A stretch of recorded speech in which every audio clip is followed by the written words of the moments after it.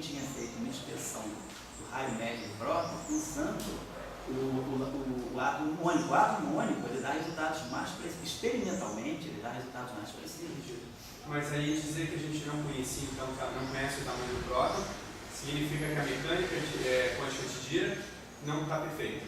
Não, não, se você refizer o cálculo da mecânica quântica de Dirac no átomo mônico e colocando o efeito, e aí automaticamente usando o lamp shift te dá um valor, mas você não está usando o lamp shift, ele não te mede o raio do próton.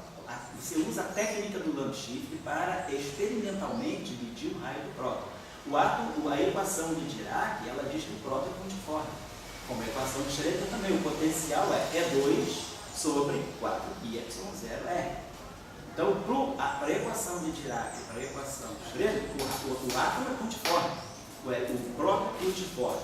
Agora, você tem um lamp shift, que é uma medida dos níveis de energia do elétron no átomo. O que você pode fazer experimentalmente, se eu quero averiguar o tamanho do átomo, a técnica experimental que você usa é usando o lamp shift. Então, do ponto de vista experimental, você vai usar o lamp shift mais associado ao átomo mônico, que parece que é mais preciso do que o elétron. Então, na verdade, eles fazem um confronto experimental entre o que a gente tinha e o que a gente tem. Isso. Em termos de teoria, isso mudaria o quê? Não, nada. Muda na teoria nuclear. Por onde é que eu calculo, teoricamente, o raio médio do próton? Pelo modelo de quartos, por exemplo. Pelas funções chamadas funções de estrutura, os espalhamentos fortemente inelásticos. Então, eu tenho que rever agora as minhas técnicas experimentais de medição do raio médio do próton. Então, parece que, porque pelo seguinte, as medidas nucleares, elas são muito menos precisas do que as medidas eletromagnéticas. Todo mundo sabe que o eletromagnetismo, não sabe, mas eu já falei para vocês várias vezes, que o eletromagnetismo ele tem precisão de uma parte de 10 bilhões. Então você faz medida que vai até a 9ª casa decimal, batendo teoria com experimento. Nas medidas nucleares você não tem esse nível de precisão. Então o que a gente está começando a querer ver é se você pode usar técnicas de física atômica, que no fundo é interação eletromagnética, para poder experimentalmente inferir sobre comprimentos, tamanhos médios de hadrons, como por exemplo é o caso do próton. Entendi. Tá certo? Certo. Então, é uma coisa interessante. Se alguém quiser fazer assim, precisar fazer algum trabalho, alguma coisa sobre coisas mais modernas, ligadas a efeitos de mecânica quântica, por exemplo, o lamp shift em átomos mônicos. É interessante trabalhar com átomos mônicos. Eu nunca vi assim, muita coisa feita, agora deve estar saindo. Eu vou ver se sai mais alguma coisa interessante sobre a equação de Dirac com átomo mônico. Mas é uma questão interessante, que é uma questão que poderia ser um problema meio nostálgico, mas que veio à moda de novo, ressuscitou através dessa questão bastante polêmica que surgiu no início sobre o fato de que a gente estava medindo, considerando o átomo, o próton, 4% menor. Eu tenho que ver o PDG desse ano. O PDG do ano passado, ele ainda não tinha quem tem o PDG? Quem conseguiu o PDG? O teu PDG já chegou? Desse ano chegou só... Só o booklet? É. O meu também. O meu também. Só chegou por enquanto a agendinha. De vocês já chegou? Só chegou a agendinha por enquanto. Que eu acredito que tem algumas coisas novas. Depois, quando chegar o PDG novo de vocês procurem ver se já tem a nova medida do raio médio do próton. Estou esperando por causa disso ainda ver se eles incorporaram. O paper dos experimentais do ano passado é de maio do ano passado. Então, dava tempo dos caras terem incluído esses resultados aí. Se é que os resultados são aceitos pela comunidade dessa forma. Não sei. Beleza, então, vamos ver. Pois não? Oi? Posso fazer uma pergunta geral? Pode sim. A minha pergunta geral é o seguinte: o princípio da complementaridade, até que ponto às vezes ele não pode mudar uma coisa e não pode mudar a outra? Aquela forma ali da energia é aquela forma clássica. 2, 2, 2, 2, 4. Bom, quando você tirou da equação do Maxwell, você tirou E igual para 2C2. Se você tivesse uma equação de Maxwell que tivesse isso usando a parte do homem, se você pegasse a parte do Maxwell com o próprio Maxwell, você ia ter exatamente essa forma. Agora, se você tivesse da equação de Maxwell com próprio, com mais alguma outra coisa, tivesse uma coisa que fosse ômega 2 igual a K2 mais M2 mais um delta. Esse delta iria modificar a forma da energia. Então, quer dizer, você não teria essa forma clássica de Einstein da energia. Né? Então, por isso que está compreendendo. Não, presta atenção.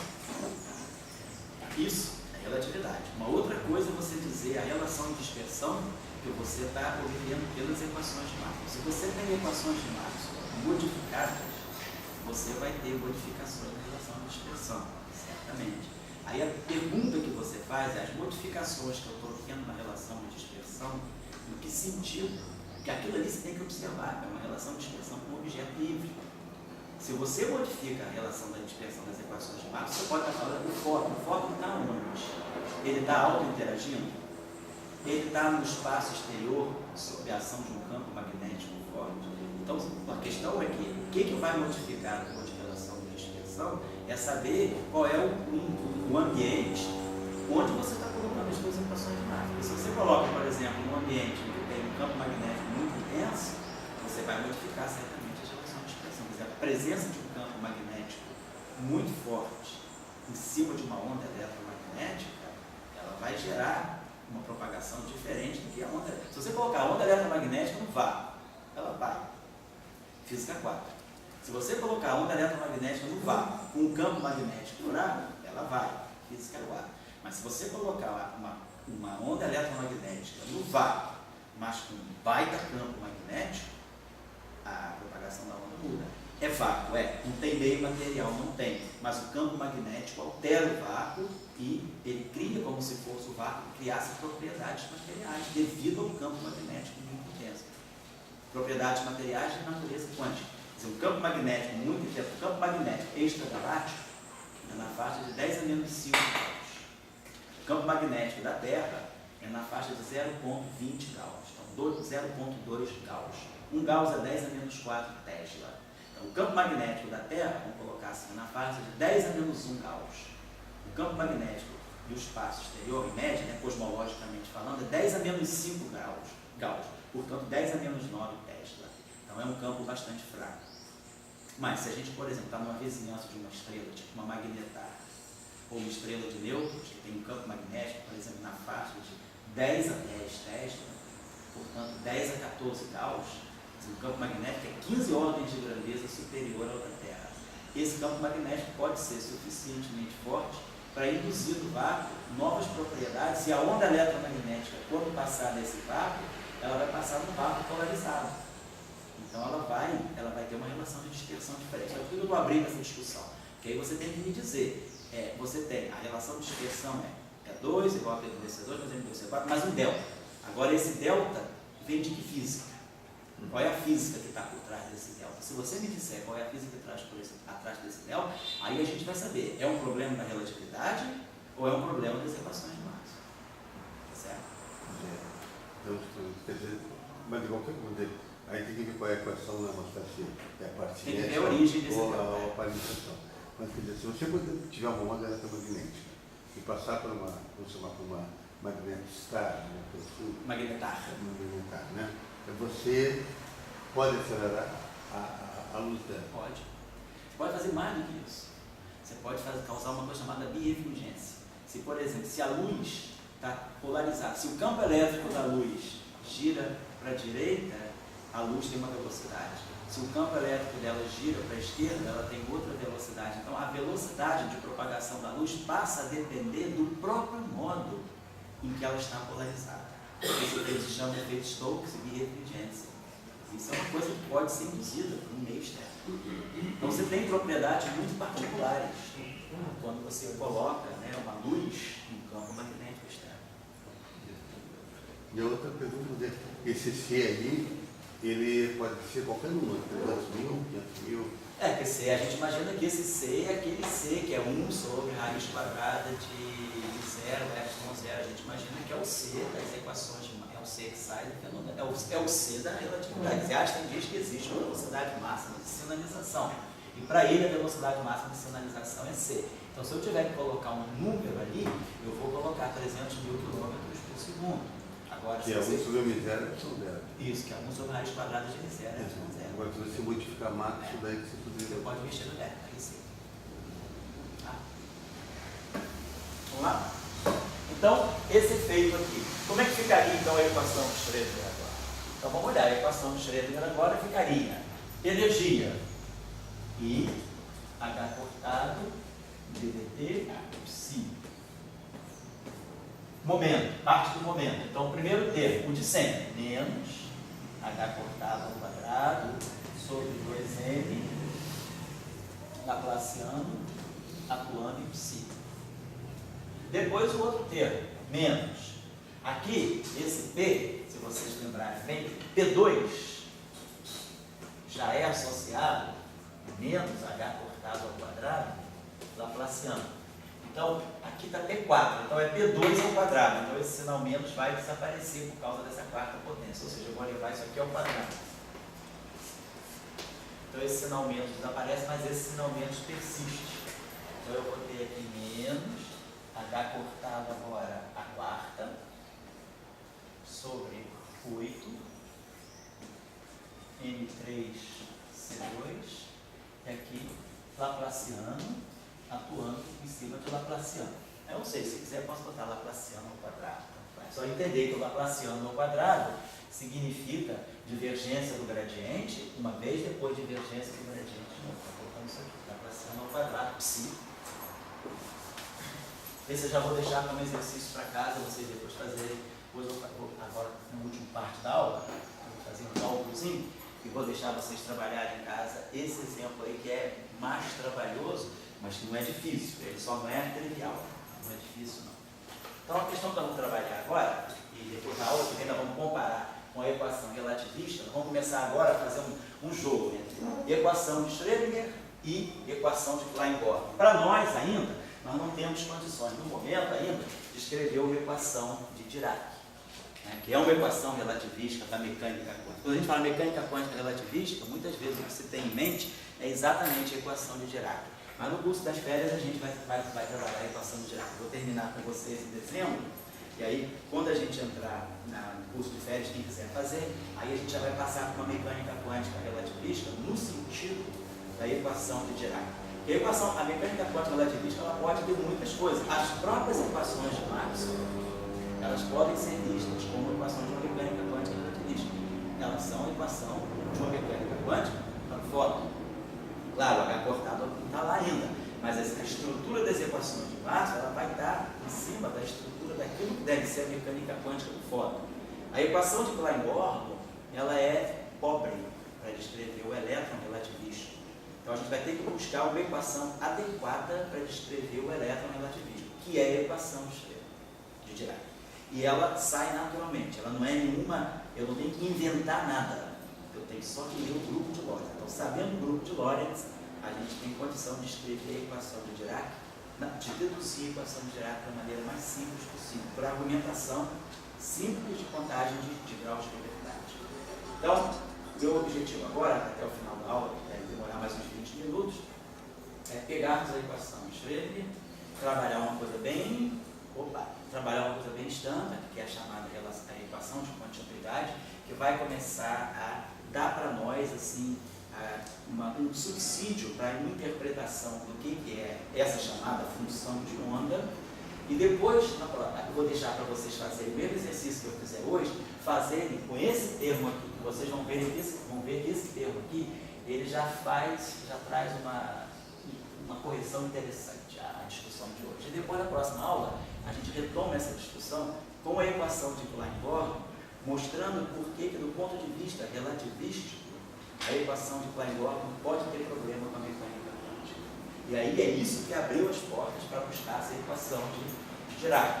Antes do Dirac escrever a equação dele em 1928, a primeira tentativa foi fazer o que nós fizemos hoje. Ele escreve a equação relativística e substitui e ganha a equação de Klein-Gordon. Então, quando se escreveu a equação de Schrödinger, a equação de Klein-Gordon veio logo no vácuo dela, rapidinho. Mas ela não é boa para descrever o elétron. O teste que foi feito foi justamente o teste da átomo de hidrogênio relativista.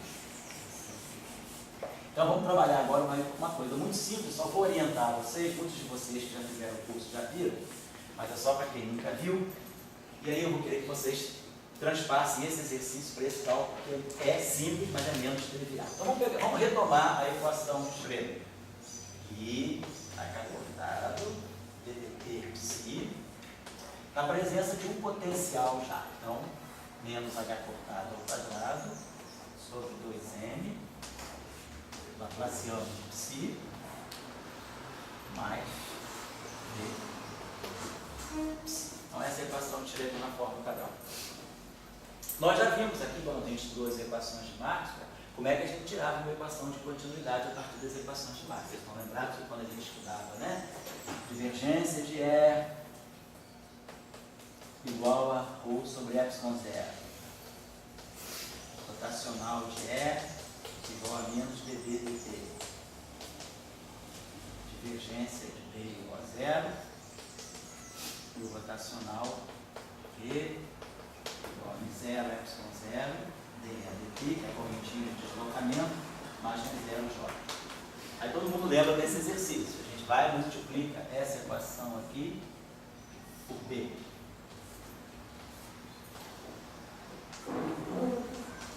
E multiplica essa equação aqui por E. Então, multiplicando essa equação por B, multiplicando essa equação por E, eu somo as duas equações e ganho essa grandeza aqui. ddt de meio de ε0 E ao quadrado, mais B ao quadrado sobre 2μ0, mais a divergência de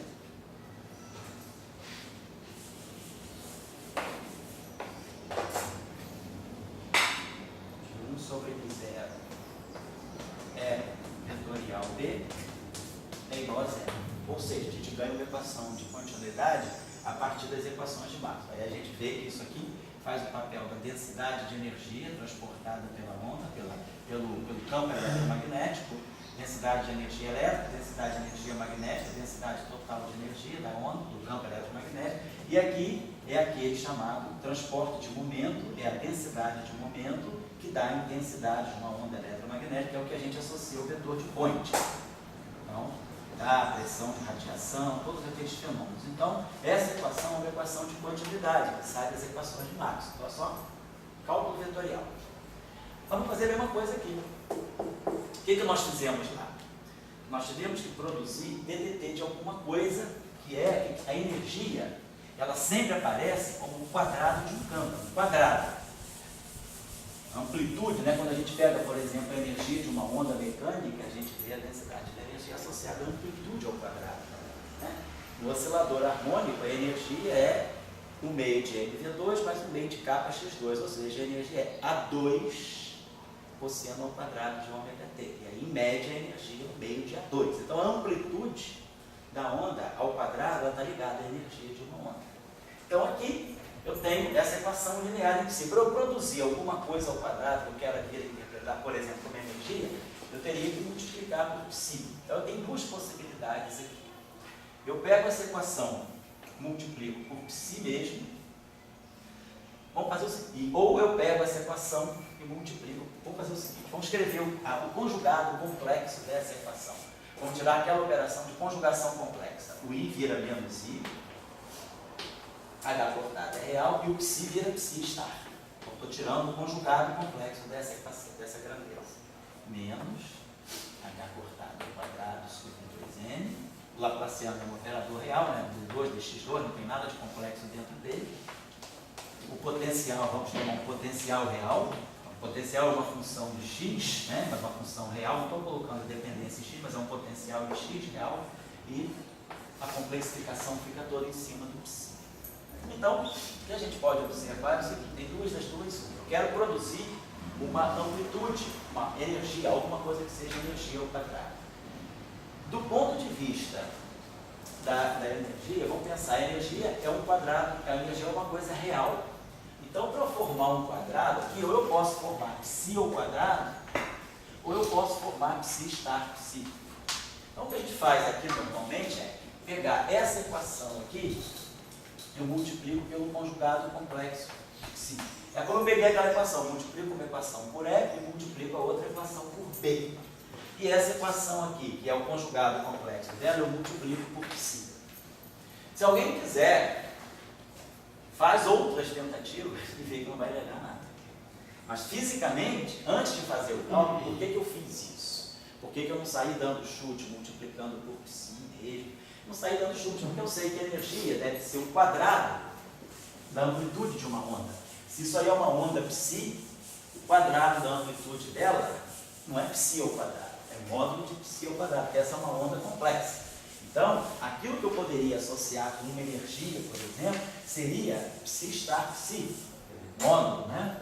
Se eu pegar essa grandeza aqui, ela que vai estar associada a uma amplitude ao quadrado, que é uma coisa real, essa grandeza é real. Então, ela pode estar representando uma energia, alguma coisa que eu queira dar um significado real. Senão, o cara multiplica por psi e vê que vai se enrolar.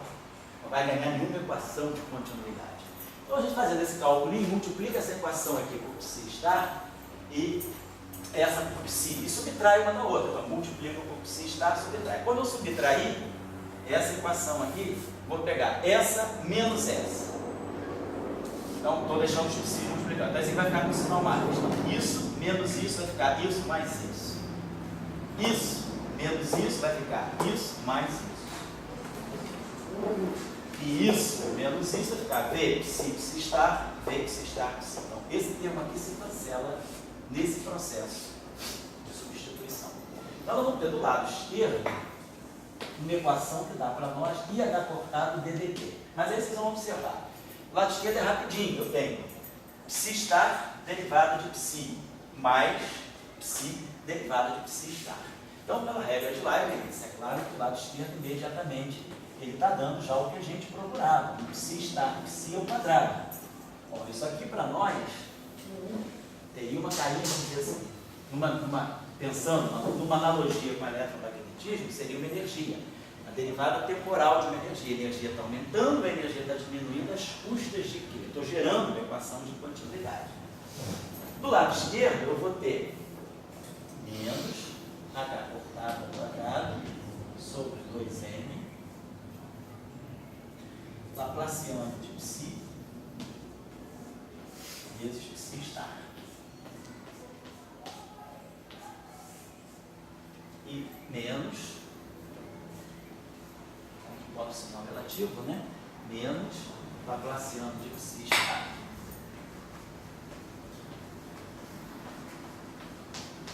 Vezes psi. Então tem esse objeto aqui. Então, o que é isso aqui? Vamos pensar uma coisinha só. O laplaciano, se eu pego o laplaciano de um produto, laplaciano de uma função f pela uma função g, lembrando aí das nossas aulas lá do ano passado, laplaciano de f vezes g, mais f laplaciano de g, mais 2 vezes gradiente de f escalar, gradiente de g. Então ali eu tenho o laplaciano atuando num fator vezes o outro, e o laplaciano atuando no outro fator. Esse termo aqui é inexistente. Então, claro, isso aqui não é o laplaciano de um produto, né? Claro, não é esse. Mas eu estou produzindo um laplaciano, está me faltando esse termo aqui. Esse termo aqui tem gradientes. Esse termo deveria, de alguma maneira, se cancelar aí. Então, isso me induz a pensar o seguinte, vamos pensar nessa expressão aqui. Vamos fazer o seguinte, isso aqui, deixa eu apagar isso aqui um instantinho só, deixa eu apagar essa equação, só para lembrar a vocês que isso aí não é. Isso aqui significa o seguinte, divergência do gradiente de psi vezes o psi estar. É isso que está aqui. Menos a divergência, menos a divergência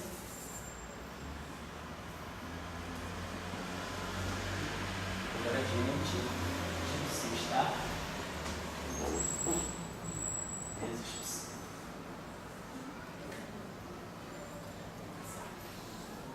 Tá? poderiam pensar, será que eu estou em problemas com realidade? Ó, esse número aqui é real. Aqui é puramente imaginário. Então esse lado esquerdo é um número puramente imaginário. Do lado direito, isso aqui é real. Mas esse cara aqui é justamente o conjugado complexo dele. Então eu estou pegando um número Z e subtraindo do Z estar. Isso, na verdade, é 2 vezes I, a parte imaginária de Z. Então o lado esquerdo também é puramente imaginário. Não estou entrando numa realidade. O lado esquerdo é um puro imaginário, o lado direito é um puro imaginário.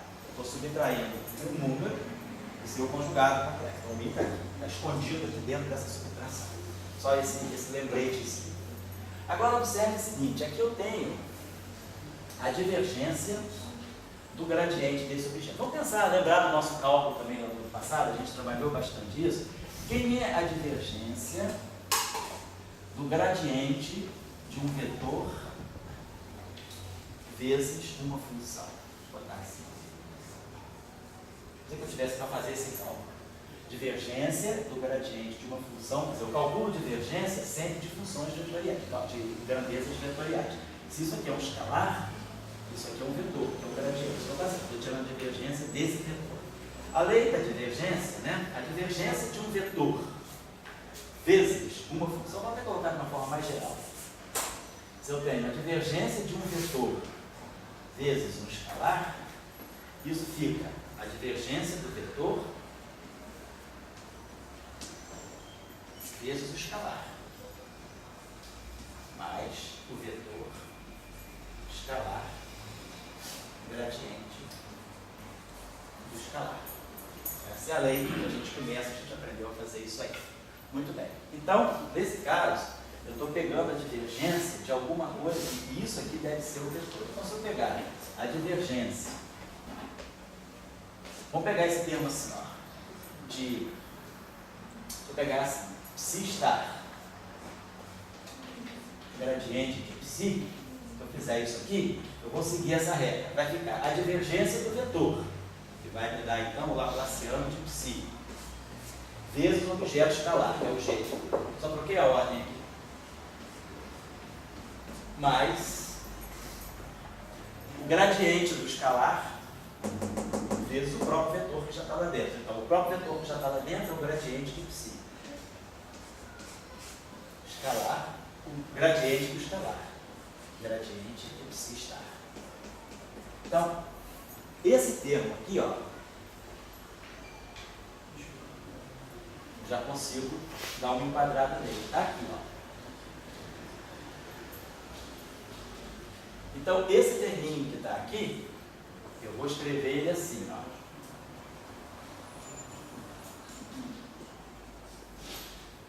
Divergência, quer dizer, laplaciano de psi vezes psi estar é a divergência desse produto aqui. Psi estar, gradiente de psi. Menos gradiente de psi, escalar, gradiente de psi estar.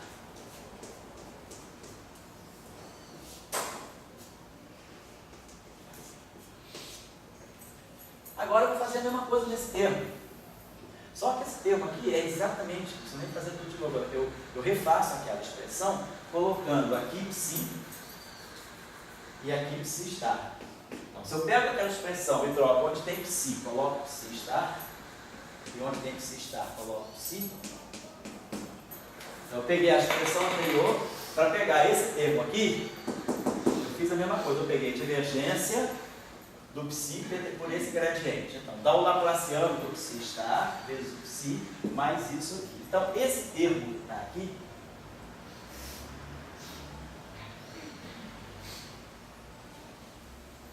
é esse termo aqui.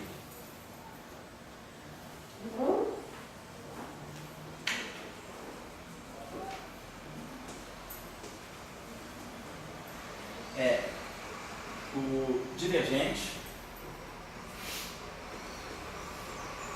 do psi, gradiente do psi estar, menos gradiente de psi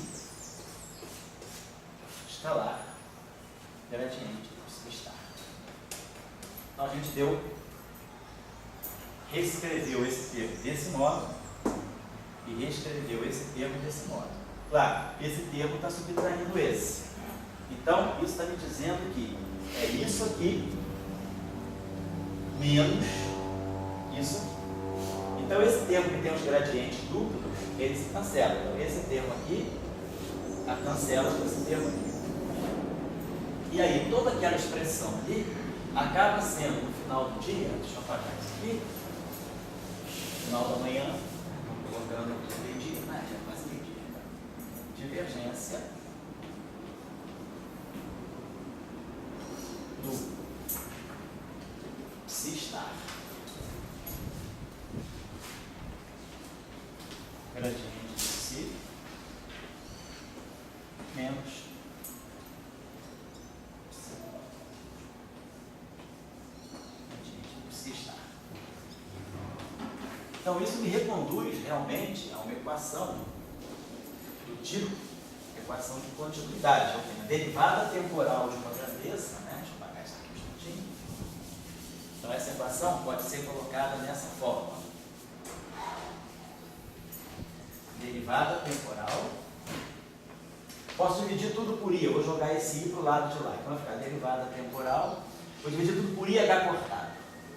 Então vou jogar esse IH cortado do lado de cá. Então eu tenho derivada temporal do psi estar psi. E aí, esse termo aqui vem para cá com sinal mais. H cortado ao quadrado, mas eu dividi por H cortado. Então, no numerador fica um H cortado. Sobre 2N. Ele veio com sinal mais, mas eu multipliquei, eu dividi por I. Então, eu ganho menos I. Então, vou botar isso aqui dessa maneira. Mais divergência de. Então, o fator que ficou aqui foi esse cara vem para cá com sinal mais, o H cortado aqui desaparece, com esse aqui, eu vou dividir por I H cortado. Então, esse H cortado aqui desaparece e aqui aparece o I. Mas I no denominador é mais I no numerador. Então, no final de tudo, esse termo transpassa no lado esquerdo com sinal menos. Então, fica menos. Eu posso botar menos I, H cortado sobre 2I. Fica com sinal mais porque ele vem com menos I, mas menos I no numerador é I no denominador. E aí aqui eu fico. Psi estar. Gradiente do psi.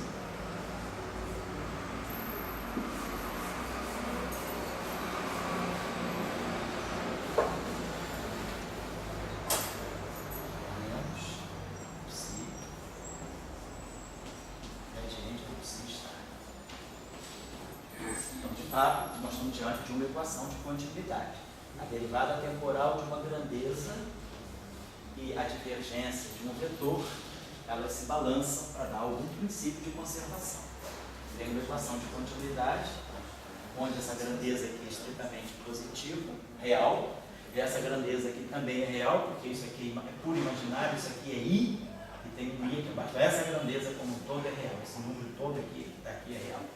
Então eu associo isso aqui, né, a um ρ, vou chamar esse ρ aqui, por definição, é o psi estar psi, e tenho um J aqui, que é, por definição, menos I, H cortado sobre 2N, psi estar, gradiente de psi, menos psi, gradiente do psi estar. Claro que nós vamos ter que dar um significado para essa equação. O que significa esse ρ, o que significa esse J, mas eventualmente vocês já viram que é uma equação de continuidade. Se isso aqui descreve energia, como é que nós vamos interpretar essa grandeza, vai ser a discussão da próxima vez. Então, o que eu vou pedir para vocês fazerem, por exemplo, é repetir esse mesmíssimo exercício, retirar a equação de continuidade para aquela equação que tem a correção relativista. Então, eu vou pegar a correção relativista, vou pegar a nova equação Schrödinger, minha corrijam aqui, por favor, me lembro. Vamos pegar essa equação de Schrödinger agora, que aí vocês vão ver que vai ter um trabalho muito mais adicional aí de cálculo vetorial, que vai ser manipular o Laplaciano à quarta. Então, é só um exercício para vocês treinarem tecnicamente, mas para vocês já verem que tem um significado físico aquilo que vai sendo obtido. Então, a equação seria essa, a equação de Schrödinger que a gente vai propor é IH cortado, psi. Então, a equação normal, né? Menos H cortado ao quadrado sobre 2n, Laplaciano de psi. Depois aqui nós tínhamos um termo, né? Que era menos. Aí aqui apareceu que H cortado a quarta, é isso? Sobre 8. N3, C2. Qual era a potência do H cortado? Você tem aí o André? Qual era a potência do H cortado? E agora? O H cortado na quarta, né? E aqui nós temos o Laplaciano ao quadrado, e aqui o termo de potencial. Então nós temos agora a equação de Schrödinger com essa correção relativística.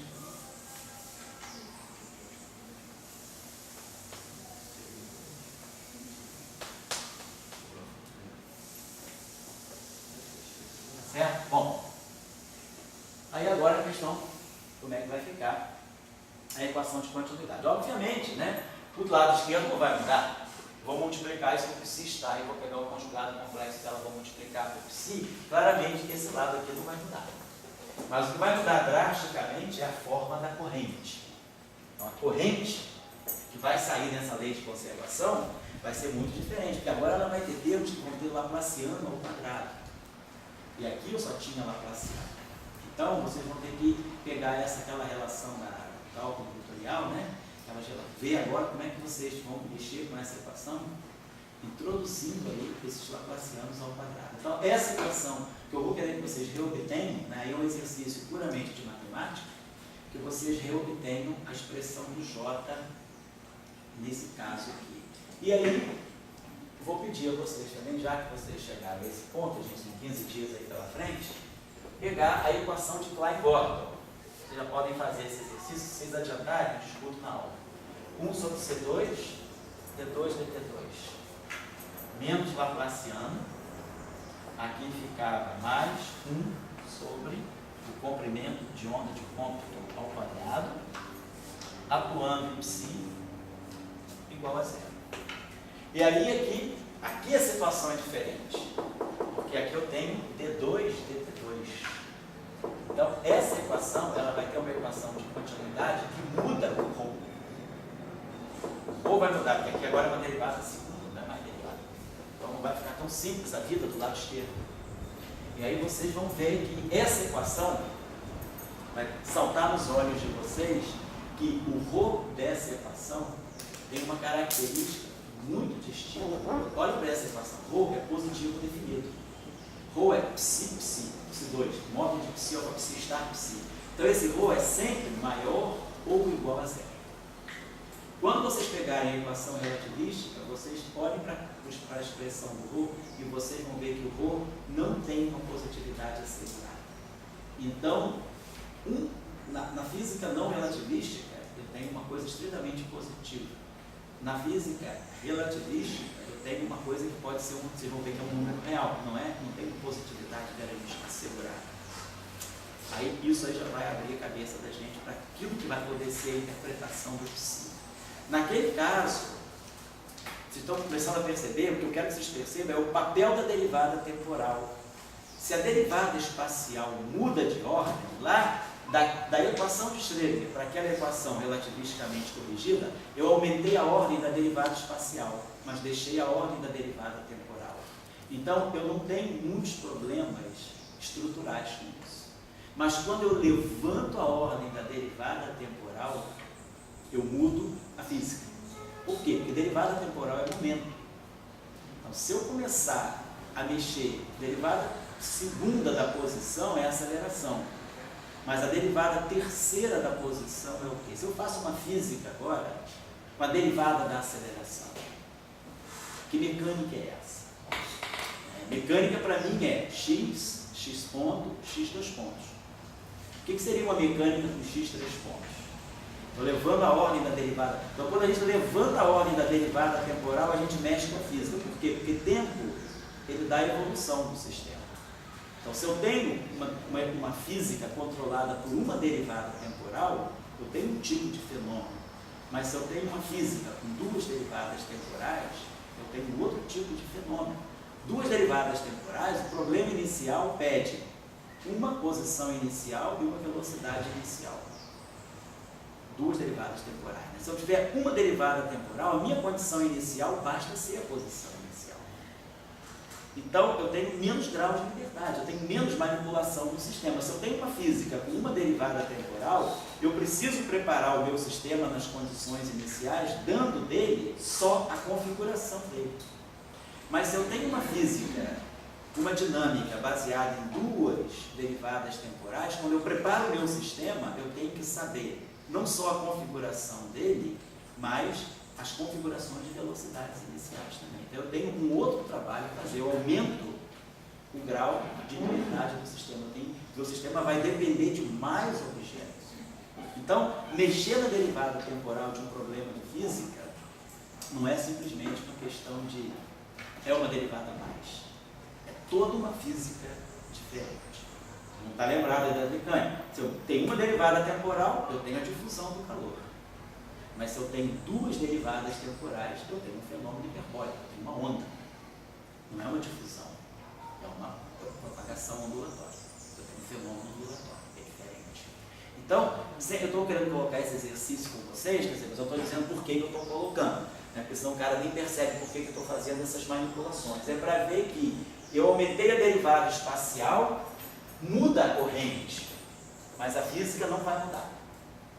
Agora aqui, que a equação seria a equação de Schrödinger relativística, eu mexi no tempo. Quando tu mexe no tempo, você mexe no tempo, né? Não é assim, as mulheres que ainda não colocaram botox nessa sala, né? O princesa morena e princesa loirinha, as duas princesas elfas, né? A elfa loira e a elfa morena. O que é? Se a gente começa a mexer no tempo, nenhuma mulher gosta, né? Mexer no espaço, tudo bem, você pode estar aqui na China, no Japão, tudo bem. Esse negócio já come errado, né? Mas se eu mexer no tempo, cara, quem sabe dizer, tu tem 5 anos, galera. Não, professor, não é tanto, né? Então o tempo mexe com tudo, né? Você também, você tem uma terceira princesa elfa aí também. Mas tudo bem. Como é que é o nome mesmo? Tuane. Só que a Tuane chegou meio atrasada, e ela da UERJ, está tentando, ela já é formada, né? Não. Está em processo, né? Então eu só quero colocar para vocês que esse exercício, a visão dele é o que significa uma derivada temporal a mais, que o professor Cioli aí trabalha muito com derivadas superiores, Podolsky, né? Então, quando a gente aumenta a derivada, no caso lá do Cioli, como a física relativística, quando ele aumenta a derivada temporal, ele tem que aumentar a espacial, as duas aumentam juntas, as duas caminham juntas, mas numa física não relativística, você pode aumentar a espacial e não mexer na temporal. Você não tem comprometimento entre tempo e espaço, porque a física não é relativística. Então, você aqui eu aumentei só o espaço, mas não aumentei o tempo. Tudo bem, porque eu estou abrindo mão da relatividade. Eu comecei com a equação de Schrödinger, que é não relativística, e fui para uma equação de Schrödinger corrigida, que também, obviamente, é não relativística. Mas aqui não. Aqui eu passei por uma teoria relativística. E aí o tempo subiu uma derivada. Ele teve que acompanhar o espaço. E aí muda tudo. E aquele voo agora é outro voo. E aí eu quero que vocês discutam essas questões. Então na próxima aula vamos começar a discutir essas questões, porque isso vai nos dar um insight bom sobre a interpretação física em si. Tá? Então a próxima aula nossa é dia 19, o Cioli, já a gente está fazendo